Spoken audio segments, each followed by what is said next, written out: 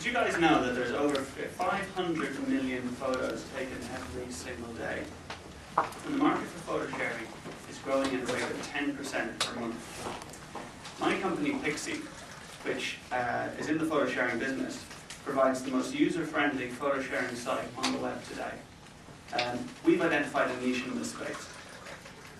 At social events such as weddings and such, everyone has cameras, but lots of people are taking photos, but very rarely do you actually get to see the photos that other people are taking.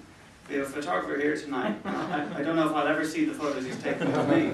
And that's really interesting because he could sell those photos to me, and that's an opportunity for additional revenue for him.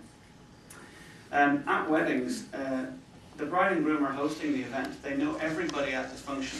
They want to see every single photo that's taken at that function. And wouldn't it be great if they could have that facility? So part of our site, we have a facility called Pixie Pools, and we facilitate the grouping of photographs from different users and different sources into one single album, one common album, where we can present that regardless of who took the photos themselves. We can take that content by uploading the photos to Pixie, or we can pull that content from other social networking sites like Facebook, Flickr, Bebo, MySpace. We can take that content in, pool it, and push it back out again, so everybody who has contributed can see not just their photos, but everyone else's too.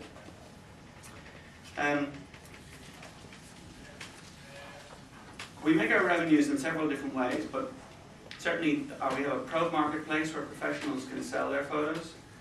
We offer printing, merchandising, we have a subscription model, and advertising and corporate sponsorship, so we have plenty of opportunity to make revenues.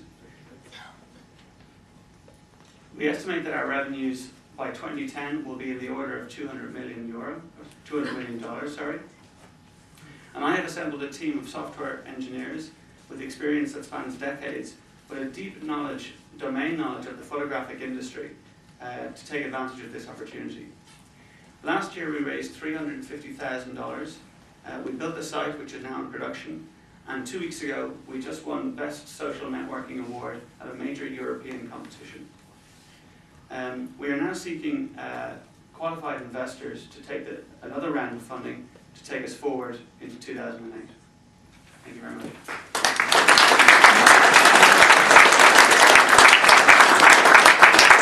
Well done, Marcus. I had a question. How's it been going with your fundraising? With my fundraising? Yes. We're starting here on this round. We've been running about 2 or 3 months, so we're relatively new. We spent a good time building the site. We got it right from the beginning. We have excellent foundations, and now we want to put on the next level, the next layer on top of that, and take it forward. Any questions from Tim? Do you want to? Sure. You mentioned you had Pixie Pools as a feature, and that you aggregate content from other places. Is that aggregation automatic or is it manual? And is it based on tagging or recognition technology? It's user initiated. So what happens is if you're on one of these networks, you can install a widget, which is a Pixie Pool, and then you can contribute your photographs to that widget, which sends them to us. We combine them with the rest and send the rest, the entire lot back. And from a business standpoint, are you actually funding the CapEx or are you using resources that are already in the internet? Excuse me? Are you funding the CapEx resources for the At the storage? moment we are, yeah.